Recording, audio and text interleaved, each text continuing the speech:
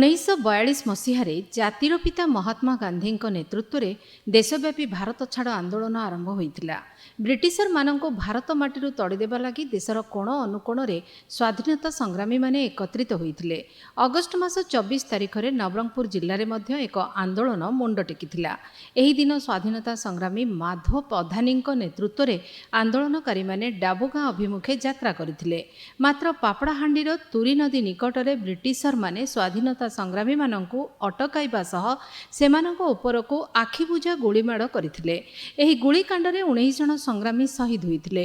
ଘଟଣାସ୍ଥଳରୁ 11 ଜଣ ସଂଗ୍ରାମୀଙ୍କ ମୃତଦେହ ଉଦ୍ଧାର କରାଯାଇଥିଲା। ଅନ୍ୟ 8 ଜଣ ଡାକ୍ତରଖାନାରେ ମୃତ୍ୟୁବରଣ କରିଥିଲେ। ଆହୁରି କିଛି ସ୍ୱାଧୀନତା ସଂଗ୍ରାମୀ ତୁରୀ ନଦୀକୁ ଡେଇଁ ମୃତ୍ୟୁବରଣ କରିଥିଲେ ବୋଲି କୁହାଯାଏ। ତେବେ ସେମାନଙ୍କ ସମ୍ପର୍କରେ କୌଣସି ରେକର୍ଡ ଲିପିବଦ୍ଧ ନାହିଁ। ଏହି ଘଟଣାର ପ୍ରାୟ 8 ଦଶନ୍ଧି ପରେ ପାପଡ଼ାହାଣ୍ଡି ତୁରୀ ନଦୀ ନିକଟରେ ଶହୀଦ ମିନାର ସ୍ଥାପନ କରାଯାଇଛି। ଦେଶ ପାଇଁ ପ୍ରାଣବଳି ଦେଇଥିବା ସଂଗ୍ରାମୀଙ୍କୁ ଲୋକେ ମନେ ପକାଉଛନ୍ତି। ନବରଙ୍ଗପୁରର ରକ୍ତତୀର୍ଥ ନାମରେ ପରିଚିତ ପାପଡ଼ାହାଣ୍ଡିଠାରେ ଶହୀଦ ସ୍ମୃତି ଦିବସ ପାଳିତ ହୋଇଛି। ସ୍ମୃତି କମିଟି ପକ୍ଷରୁ ଏକ ଶୋଭାଯାତ୍ରା ଆୟୋଜନ କରାଯାଇଛି। ଏହି ଶୋଭାଯାତ୍ରା ନବରଙ୍ଗପୁରରୁ ବାହାରି ପାପଡ଼ାହାଣ୍ଡିର ଶହୀଦ ସ୍ମୃତି ମିନାରରେ ପହଞ୍ଚିଥିଲା। ସ୍ମୃତି ସୌଧଠାରେ ଶହୀଦମାନଙ୍କୁ ଶ୍ରଦ୍ଧାଞ୍ଜଳି ଅର୍ପଣ କରାଯାଇଥିଲା। ଜିଲ୍ଲା ପୁଲିସ ଶହୀଦଙ୍କ ଉଦ୍ଦେଶ୍ୟରେ ସାମରିକ ଅଭିବାଦନ ଜଣାଇବା ପରେ ସର୍ବଧର୍ମ ପ୍ରାର୍ଥନା ସଭା ଅନୁଷ୍ଠିତ ହୋଇଥିଲା। କାର୍ଯ୍ୟକ୍ରମରେ ରାଜସ୍ୱ ବିପର୍ଯ୍ୟୟ ପରିଚାଳନା ମନ୍ତ୍ରୀ ସୁରେଶ ପୂଜାରୀ ଯୋଗଦେଇ ଶହୀଦମାନଙ୍କୁ ଶ୍ରଦ୍ଧାଞ୍ଜଳି ଅର୍ପଣ କରିଥିଲେ।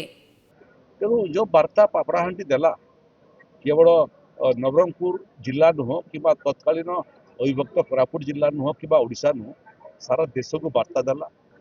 ଉପାନ୍ତ ଅଞ୍ଚଳରୁ ଆଜି ସେ ସମସ୍ତଙ୍କୁ ଆମେ ମନେ ପକାଉଛୁ।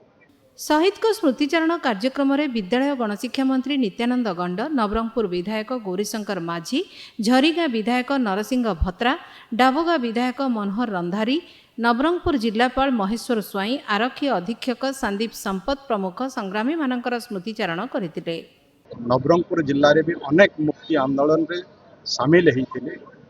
ଆଜି ସେ ପ୍ରମାଣ ଯେଉଁମାନେ ଆଜି ଶହୀଦ ହେଇଛନ୍ତି, ନିଶ୍ଚୟ ସେ 19 ଜଣ ଶହୀଦଙ୍କୁ ମୋର କୋଟି କୋଟି ପ୍ରଣାମ ଏବଂ ତାଙ୍କୁ ମୁଁ ଶ୍ରଦ୍ଧାଞ୍ଜଳି ଦେଉଛି।